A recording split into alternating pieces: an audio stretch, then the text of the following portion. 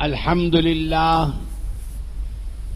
لله وحده والصلاة والسلام على من لا نبي بعده.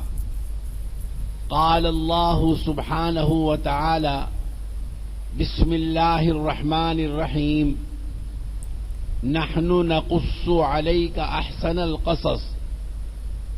وقال الله سبحانه وتعالى: وَكُلًّا نَقُصُّ عَلَيْكَ مِنْ أَنْبَاءِ الرُّسُلِ. صدق اللہ العظیم. قابل احترام علماء کرام اور دعوتی و تبلیغی احباب اور معزز سامعین، السلام علیکم ورحمۃ اللہ وبرکاتہ.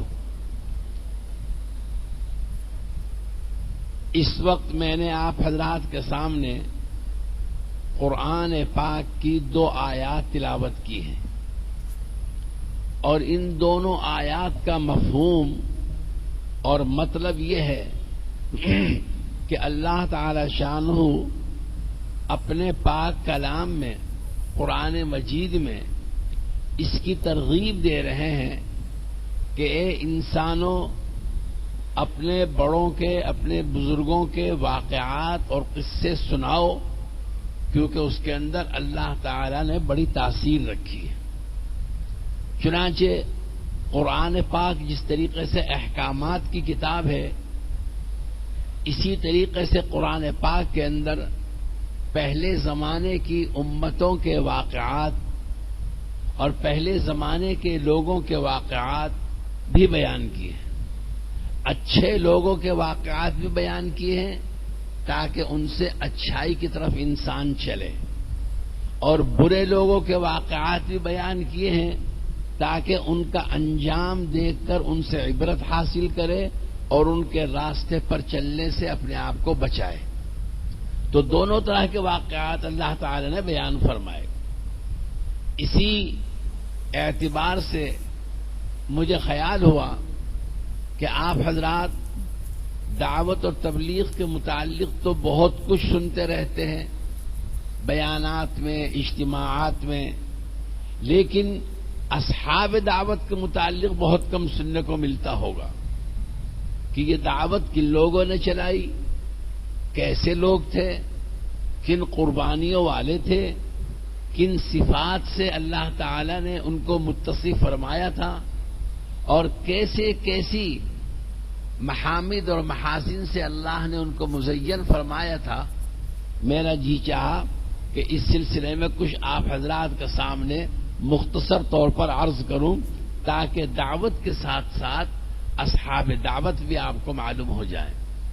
اس لیے کہ قاعدہ یہ ہے کہ جو انسان کسی کام کو شروع کرتا ہے، اور یہ عمومی قاعدہ ہے، چاہے اچھی تحریکیں ہوں، چاہے غلط تحریکیں ہوں، چاہے اچھے انسان ہوں، چاہے برے انسان ہوں، یہ اصولی بات ہے کہ ہر انسان جو کوئی کام لے کر اٹھ کر چلتا ہے، کسی کام کو لے کر چلتا ہے، تو اس شخص کے اثرات اس کام کے اندر آتے ہیں. اس کے اثرات اس کام کے اندر آتے ہیں. اس شخص کی ذہنی کیفیات، اس کی قلبی کیفیات، اس کے دماغی رجحانات اس کام کے اندر آتے ہیں جس کو وہ لے کر چل رہا ہے. اس لیے ضرورت اس بات کی ہے کہ ہم اصحاب دعوت اور تبلیغ کو بھی پڑھیں اور سنیں تاکہ یہ اندازہ ہو جائے کہ ان کا کتنا ذہن اس کام کے اندر ہے اور کتنا ان کی فکریں اس کام کے اندر جڑی ہوئی ہیں. تو میں مختصر طور پر عرض کرتا ہوں کہ حضرت مولانا محمد الیاس رحمۃ اللہ علیہ نے بہت طویل زمانہ، اپنی زندگی کا بہت بڑا حصہ حضرت مولانا رشید احمد گنگوہی رحمۃ اللہ علیہ کی خدمت میں گزارا. اس کام کے شروع کرنے سے بہت پہلے گنگوہ شریف میں حضرت مولانا الیاس صاحب رحمۃ اللہ علیہ حضرت گنگوہی مولانا رشید احمد کی خدمت میں رہا کرتے تھے، خدمت کیا کرتے تھے. مولانا الیاس صاحب رحمۃ اللہ علیہ اور شیخ الحدیث حضرت مولانا زکریا صاحب رحمۃ اللہ علیہ کے والد ماجد مولانا محمد یحییٰ صاحب دونوں حقیقی اور سگے بھائی ہیں، ایک ماں اور ایک باپ کی اولاد ہیں، اور دونوں ایک طویل عرصے تک حضرت مولانا رشید احمد گنگوہی رحمۃ اللہ علیہ کی خدمت میں خادم کی حیثیت سے رہے ہیں، اور اس دور کے واقعات اس زمانے کی لکھی ہوئی کتابوں میں آج بھی موجود ہیں۔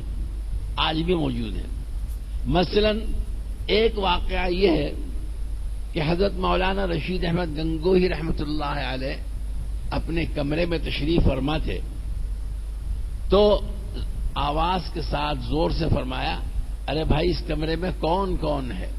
اس کمرے میں کون کون ہے؟ تو حضرت مولانا یحییٰ صاحب نے فرمایا کہ حضرت اس کمرے میں صرف میں ہوں اس وقت۔ مولانا یحییٰ صاحب نے اپنے بارے میں کہا کہ میں ہوں اس وقت۔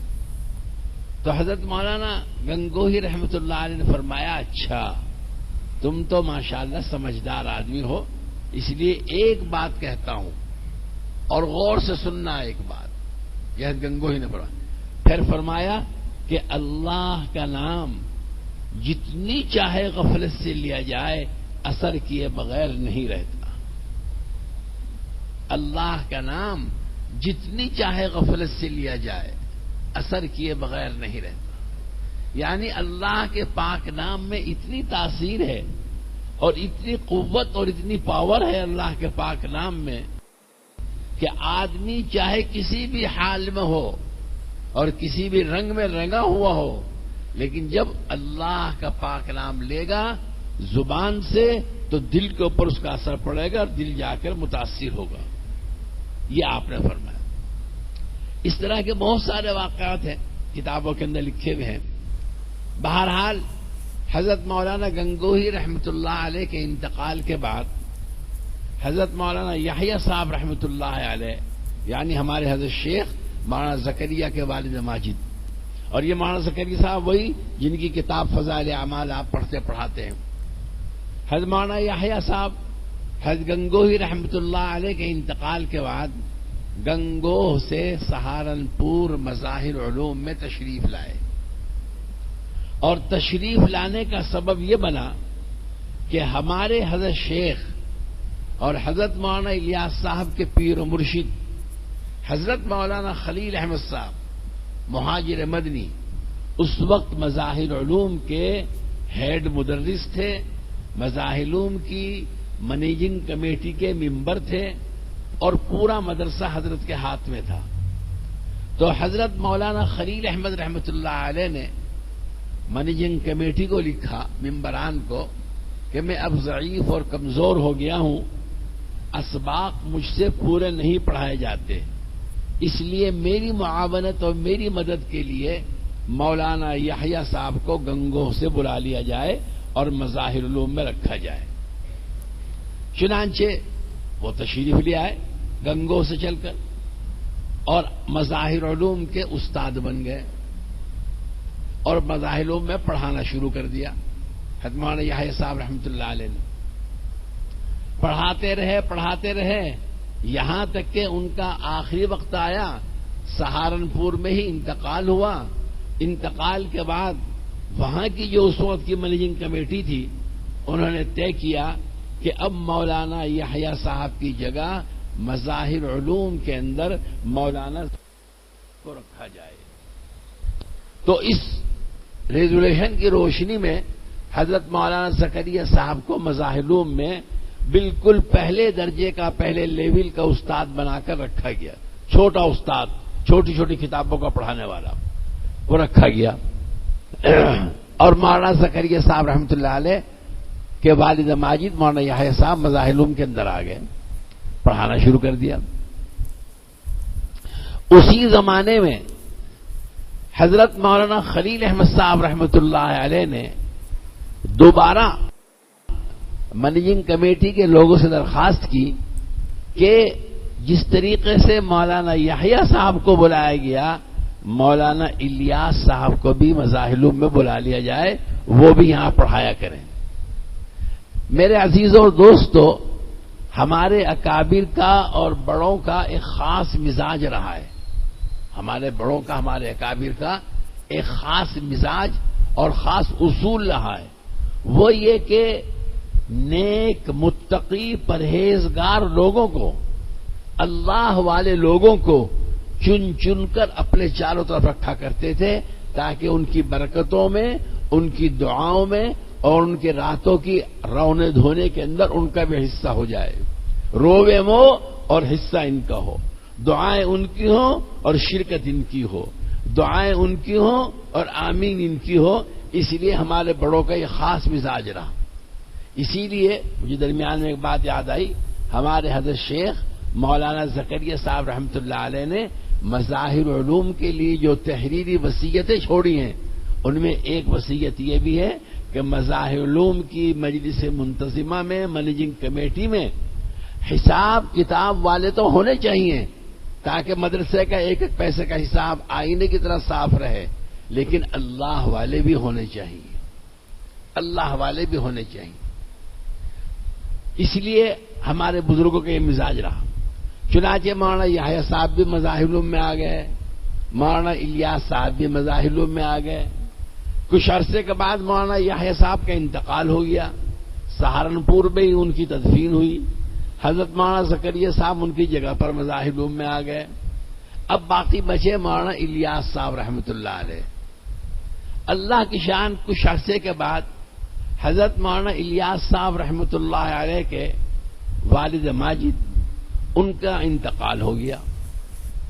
وہ اس وقت کام میں تھے، نظام الدین کے اندر تھے اور میوات والوں کی اصلاح اور تربیت کا کام شروع کر چکے تھے۔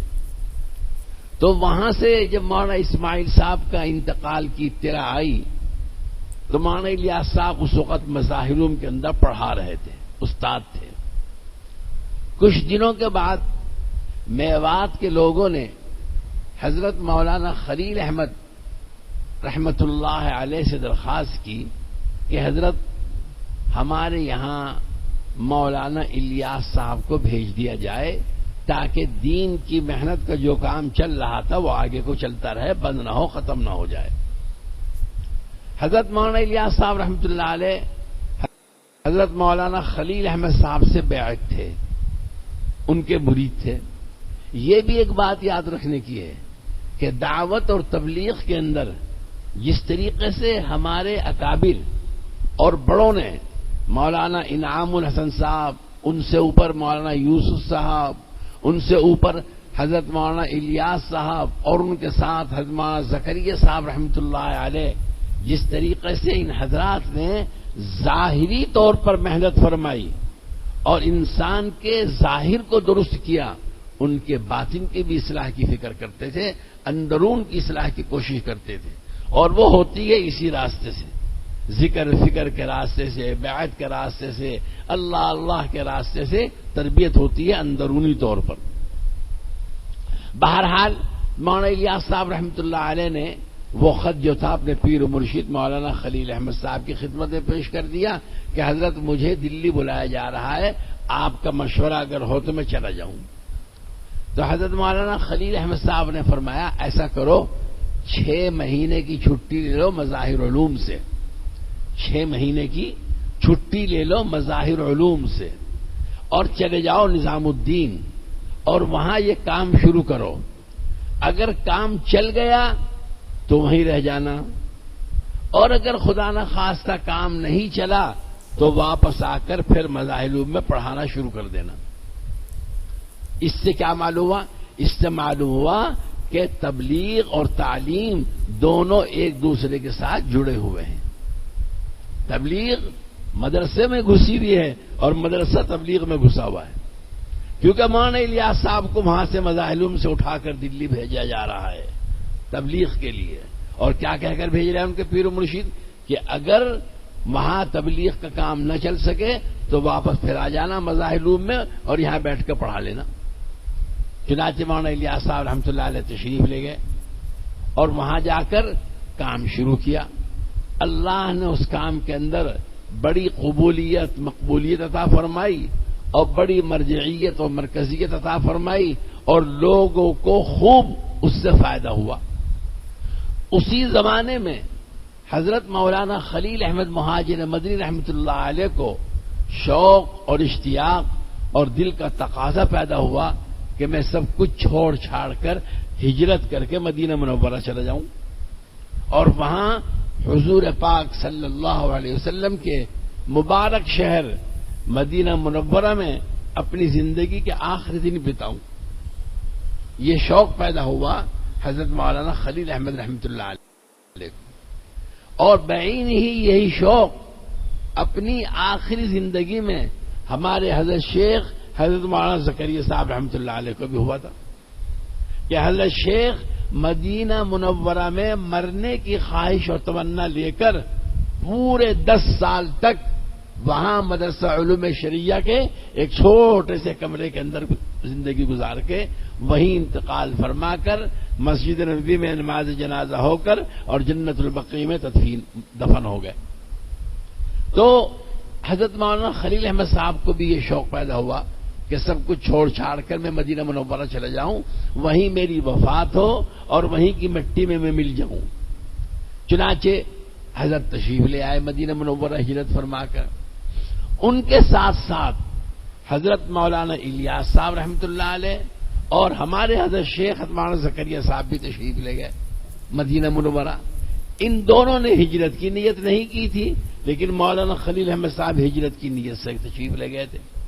چنانچہ یہ دونوں حضرات جو تھے مولانا الیاس صاحب مولانا زکریا صاحب ایک عرصے تک مدینہ منورہ میں رہ کر واپس ہندوستان آ گئے اور مولانا زکریا صاحب نے مظاہر علوم سنبھال لیا, مولانا الیاس صاحب نے دعوت اور تبلیغ کا کام سنبھال لیا.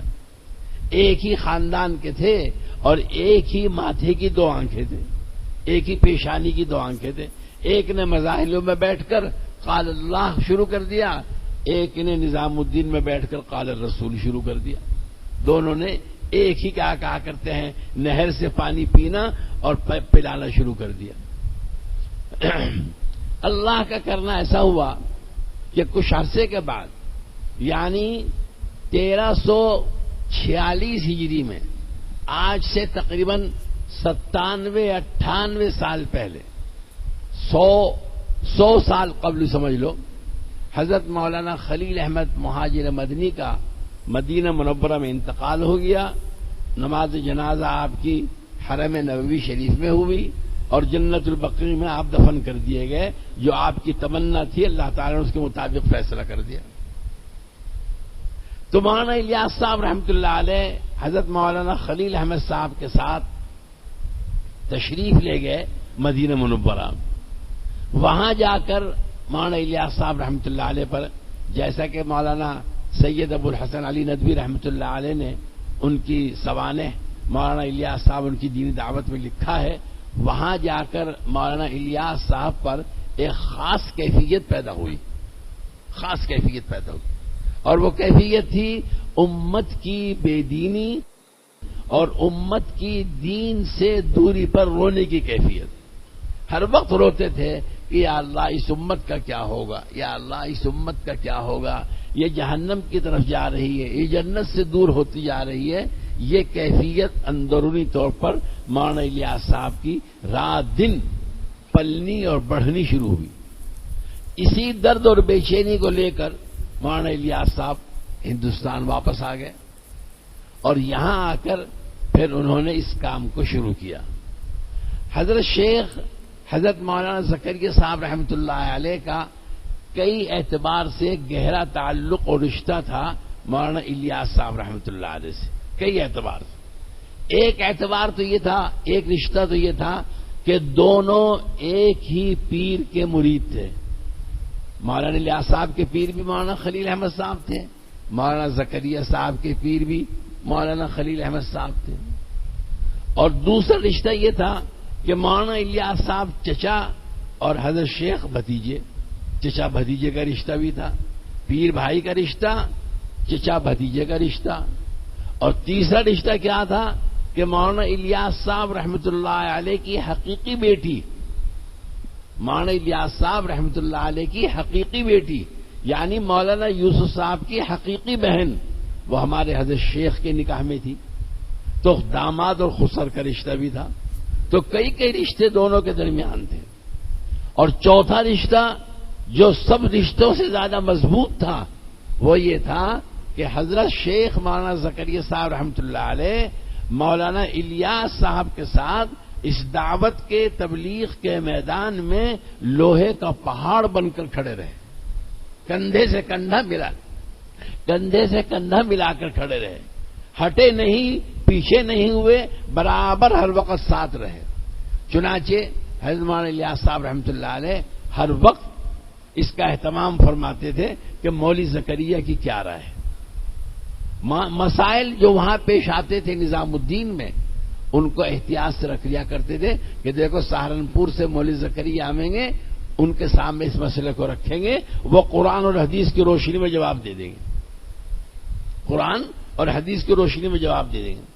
چنانچہ ایک مرتبہ حضرت مولانا الیاس صاحب رحمۃ اللہ علیہ کے سامنے ان کے اہل تعلق نے یہ رائے رکھی، مشورہ رکھا کہ حضرت ہمارے یہاں آج کل بڑی تحریکیں، بڑی تنظیمیں چل رہی، بہت ساری تنظیمیں تھیں اس وقت، بہت سارے کیا کرتے ہیں تحریکیں چل رہی تھی، لیکن ہماری تحریک کو کوئی خاص امتیاز حاصل نہیں ہے، اس لیے اگر کوئی ایسی چیز ہمارے کام کرنے والوں کے پاس آ جائے جس سے یہ معلوم ہو جائے کہ یہ تبلیغ کا آدمی ہے تو بڑا اچھا رہے گا۔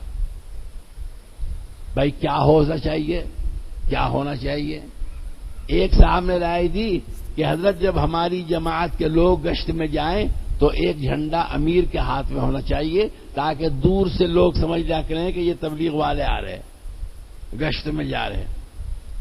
مولانا الیاس صاحب رحمۃ اللہ علیہ نے ساری سن کے فرمایا بھائی اسے مسئلے کو رہنے دو، مولوی زکریا سہارنپور سے آئیں گے، ان کے سامنے رکھیں گے اس مسئلے کو، اگر انہوں نے ہاں کر دی تو قبول اور نہ کر دی تو قبول نہیں۔ اب حضرت شیخ مہینے میں 2 مرتبہ 3 مرتبہ سہارنپور جاتے تھے، سہارنپور سے دلی جاتے تھے انہی مسائل کو حل کرنے کے لیے اور سلجھانے کے لیے۔ جیسے ہی نظام الدین پہنچے حضرت مولانا الیاس صاحب نے فرمایا بھائی مولوی زکریا ایک مسئلہ یہ آ رہا، تم اپنی رائے بتلاؤ کیا؟ تو حضرت شیخ نے چھوٹتے ہی فرمایا نہیں چچا جان ایسا نہیں ہونے کا، نہیں چچا جان ایسا نہیں ہونے کا۔ مولانا الیاس صاحب نے فرمایا کیوں نہیں ہونے کا ایسا؟ دلیل لاؤ، ثبوت لاؤ، قرآن سے ثبوت دو یا حدیث سے ثبوت دو، خالی نہیں سے تو کام نہیں چلتا۔ تو ہمارے حضرت شیخ رحمۃ اللہ علیہ نے چونکہ ساری زندگی حدیث کے پڑھنے پڑھانے کا کام کیا تھا، 55 سال تک حضرت شیخ مولانا زکریا صاحب رحمۃ اللہ علیہ نے مظاہر العلوم میں بخاری شریف پڑھائی ہے، 55 سال تک۔ کیا مطلب کہ 55 مرتبہ بخاری شریف پڑھائی مظاہر العلوم کے اندر، تو ایک ایک حدیث ازبر تھی بخاری شریف کی۔ تو شیخ نے فوراً جواب دیا کہ حضرت جب نماز فرض ہو گئی اور اذان ابھی تک اوپر سے آئی نہیں تھی تو صحابہ کی مجلس میں بھی یہ مشورہ ہوا، حضور پاک صلی اللہ علیہ وسلم کی موجودگی میں یہ مشورہ ہوا ہے کہ لوگوں کو جمع کس طرح کیا جائے نماز کے لیے۔ کسی نے کوئی رائے دی، کسی نے کوئی رائے دی، کسی نے کوئی مشورہ دیا، کسی نے کوئی مشورہ دیا۔ ایک مشورہ یہ آیا کہ 5 وقت کی نماز میں مسجد کے اوپر جھنڈا کھڑا کر دیا جائے، اس کو دیکھ کر چاروں طرف کے لوگ سمجھ جایا کریں گے کہ اب مسجد میں نماز کا وقت ہو رہا ہے، لہذا چلو مسجد میں۔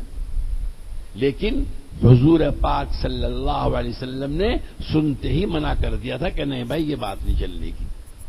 تو جب ابتدا میں منع کر دیا گیا جھنڈا نماز کی وجہ سے، نماز کے لیے، تو ہم بھی تبلیغ کے اندر جھنڈے کا کام نہیں چلائیں گے، جھنڈے کا کام نہیں چلائیں گے۔ مولانا الیاس صاحب نے فرمایا بس بھائی مولوی زکریا نے بات ہی ختم کر دی، مسئلہ ہی حل کر دیا، بھائی جھنڈا وغیرہ کچھ نہیں ہونے کا، محنت ہوگی اور محنت کے ذریعے سے لوگوں کو بلایا جائے گا، ہر ایک کے گھر پہ جایا جائے گا، دروازہ کھٹکھٹایا جائے گا، اس کی خوشامد کی جائے گی، اس کی ٹھوڑی میں ہاتھ ڈالا جائے گا اور اس سے کہا جائے گا بھائی جماعت تمہارے محلے کی مسجد میں آئی ہوئی ہے، وہاں آ کے دین کی بات سن لو۔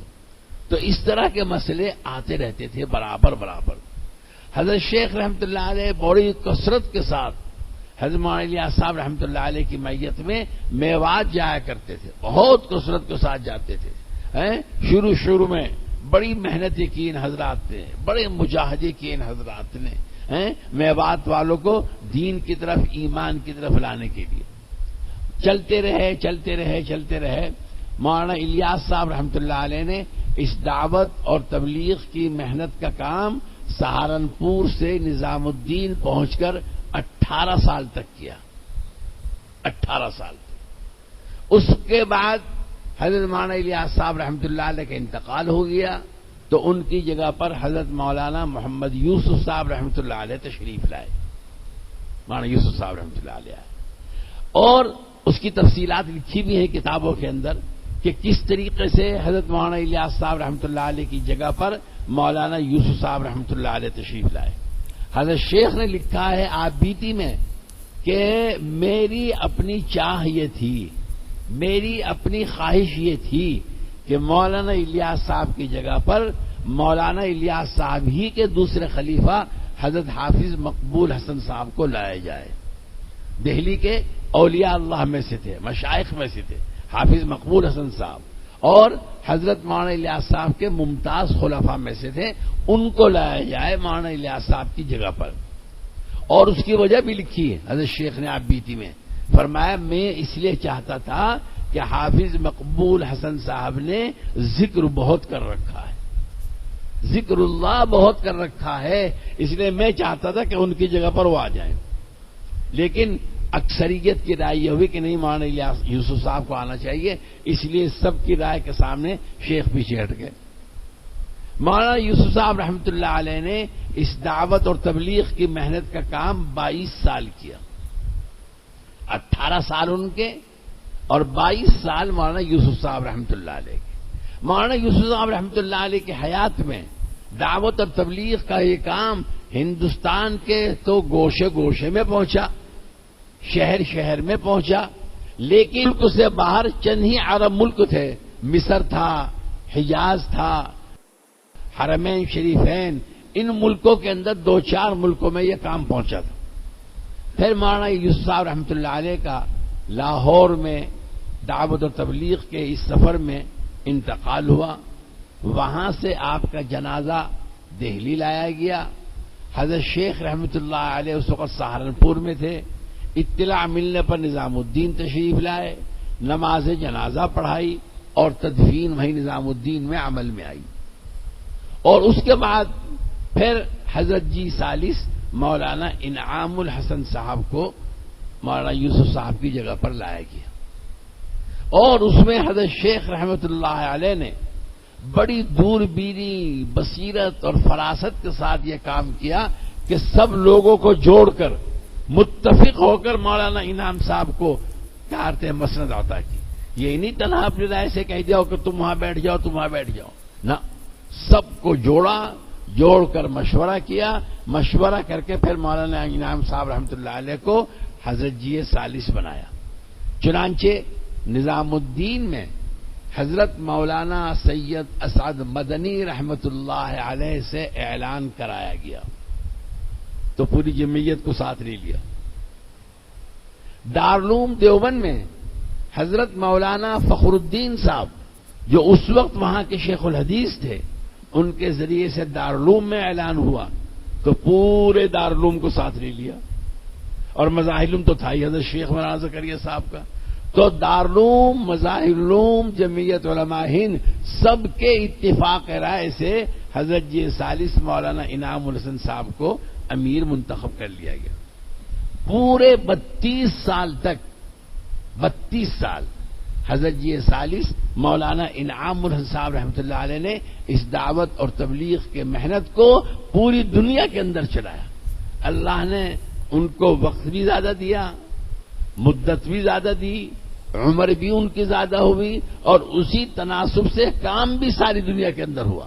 چنانچہ آپ کے زمانے میں سارے عرب ملکوں کے اندر کام ہوا، الا ماشاءاللہ کوئی عرب ملک رہ گیا ہو تو رہ گیا ہو، ورنہ سارے عرب ملکوں میں کام پہنچا، سارے یورپ میں کام پہنچا، امریکہ میں، افریقہ میں کام پہنچا، اور یورپ کے تمام ممالک کے اندر جماعتیں جانی شروع ہو گئی مولانا انعام صاحب رحمۃ اللہ علیہ کے دور میں.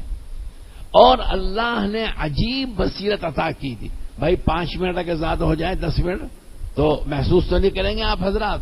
ہاں محسوس تو نہیں کریں گے آپ حضرات؟ اجازت، میں انشاءاللہ 5-7 منٹ بعد پوری کر دیتا ہوں.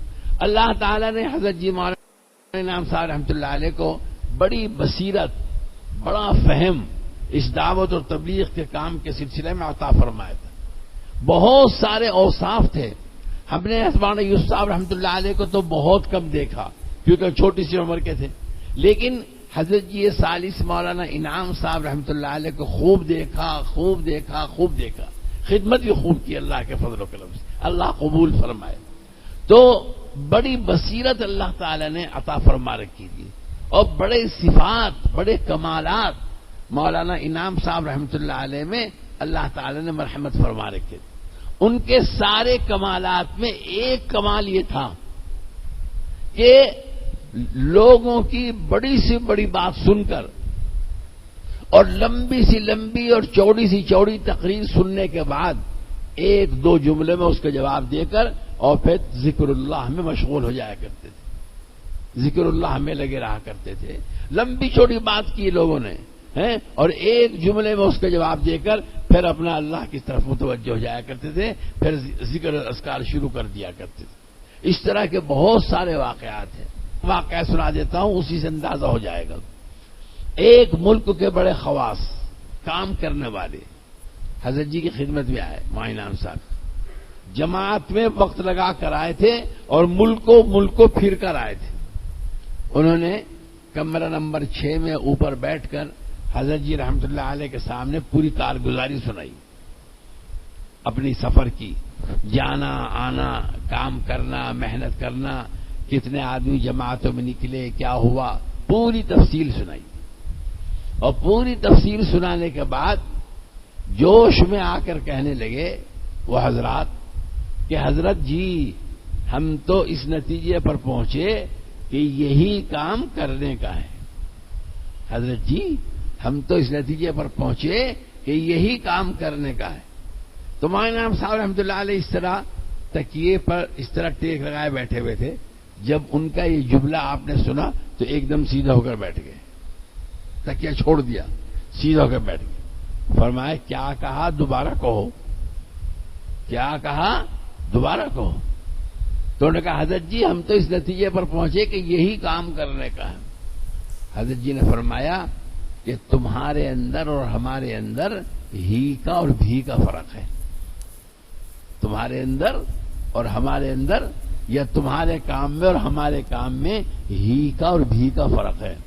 تم تو یوں کہتے ہو کہ یہی کام کرنے کا ہے اور ہم یوں کہتے ہیں کہ یہ بھی کام کرنے کا ہے، یہ بھی کام کرنے کا ہے. کیا مطلب کہ مدرسے والے بھی کام کر رہے ہیں دین کا، وہ بھی کام کرتے رہیں. علماء کام کر رہے دین کا، وہ بھی کام کرتے رہیں. مفتیان کرام، مشائخ اعظام خانقاہوں میں بیٹھ کر کام کر رہے دین کا، وہ بھی کام کرتے رہیں. لیکن ان سارے کاموں کے ساتھ ساتھ یہ کام بھی کریں، سارے کاموں کے ساتھ ساتھ یہ بھی کام کریں. ساری اتنی لمبی چوڑی تقریر ایک جملے کے اندر حضرت جی نے نمٹا دی، ایک جملے میں نمٹا دی. اسی طریقے سے ایک چھوٹی سی بات اور یاد آئی. ایک جماعت کی تشکیل ہوئی بیرون جانے کے لیے، ملک سے باہر جانے کے لیے. وہ ملاقات اور مسافے کے لیے حضرت جی کے پاس آئے. حضرت جی نے فرمایا بھائی بیٹھ جاؤ. اور سارے اس میں پرانے کام کرنے والے تھے، کیونکہ پرانوں ہی کو باہر بھیجا جاتا ہے، نئے لوگوں کو تو ملک سے باہر جانا ہوتا ہی نہیں، ان کا قانون ضابطے میں نہیں. اکابر کے دور سے یہی چلا آ رہا ہے کہ جن کا خوب وقت لگ گیا ہو، منجھائی ہو گئی ہو، رگڑائی اور صفائی ہو گئی ہو، ان کو باہر بھیجتے ہیں. نئے نئے لوگوں کو باہر نہیں بھیجتے، ان کو اندر ہی اندر رکھتے ہیں. تو وہ جا رہے تھے باہر جماعت لے کر.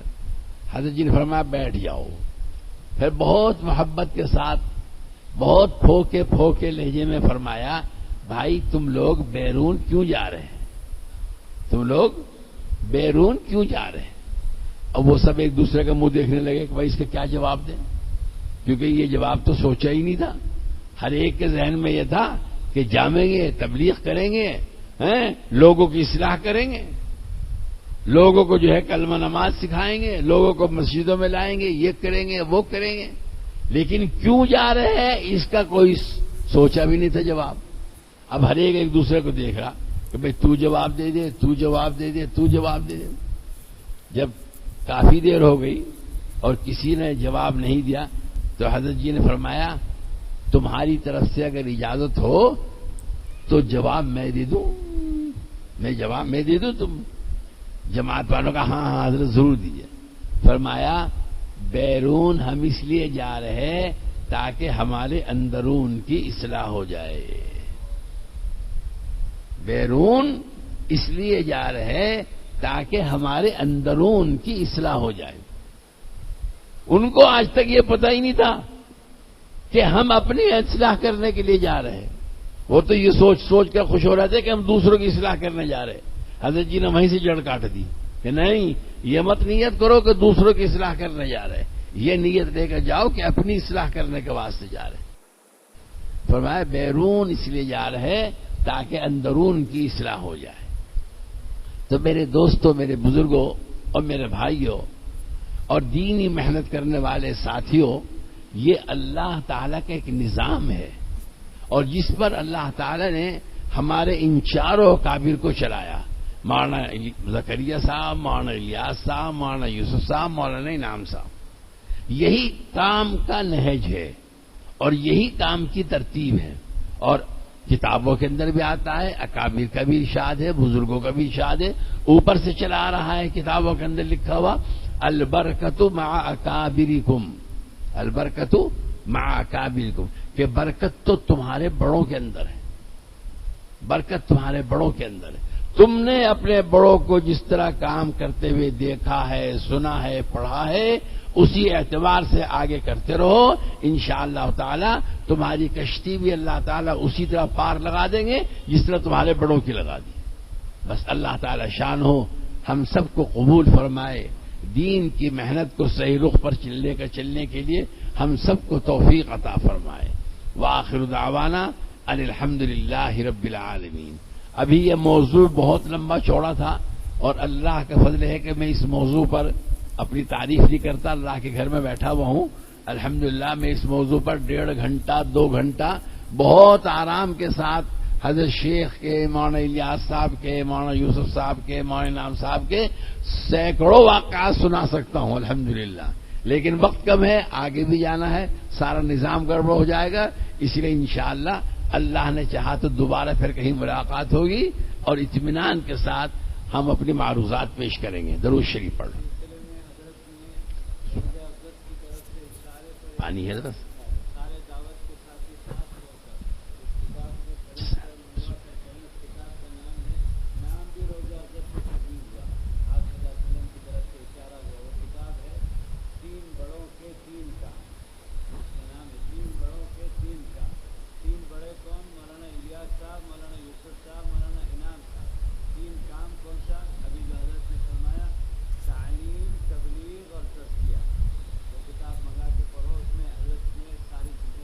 نہیں، باقاعدہ میں نے ثبوت دیے، ڈاکومنٹ جسے کہتے ہیں آج کل کی اصطلاح میں، فوٹو، تحریروں کے فوٹو۔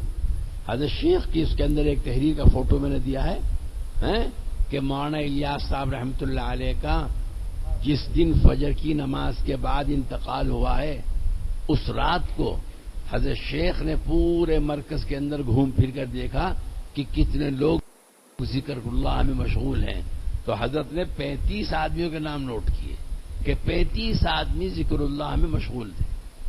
چلیے درود شریف پڑھیں۔ سبحانک اللہم وبحمدک نشہد ان لا الہ الا انت نستغفرک ونتوب الیک۔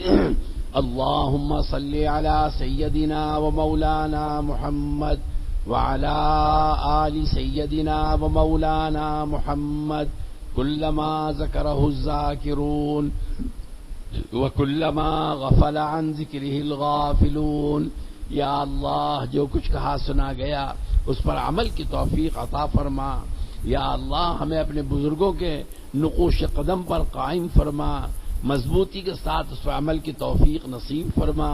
یا اللہ، قرآن اور حدیث کو اور اے اللہ توحید کو اور سنت کو ہمارے دلوں میں اتار دے، ہماری زندگیوں میں اس کے اثرات ظاہر فرما دے۔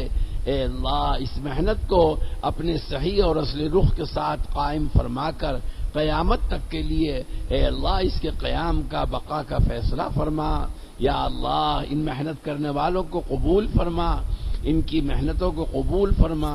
یا اللہ اس کام کو اپنی ذات عالی سے تعلق کے قائم ہونے کا ذریعہ فرما. اے اللہ اپنی ذات عالی کے ساتھ کی معیت کا اے اللہ اس کام کو ذریعہ فرما. یا اللہ بیماروں کو شفا عطا فرما، مقروضین کے قرضوں کی ادائیگی فرما، جو ظلمن جیلوں میں بھرے ہوئے ہیں عافیت کے ساتھ ان کو رہائی نصیب فرما. یا اللہ جن گھرانوں میں لڑکے اور لڑکیاں بیٹھی ہوئی ہیں بہترین جوڑ ان کو عطا فرما. یا اللہ مساجد میں نکاحوں کا رواج قائم فرما. یا اللہ مساجد میں نکاحوں کا رواج قائم فرما اور سنت کے مطابق شریعت کے مطابق یا اللہ ہمیں اپنی بیاہ شادیوں کو انجام تک پہنچانے کے لیے ذریعہ فرما. یا اللہ اپنے لطف و کرم سے ہماری دعاؤں کو قبول فرما.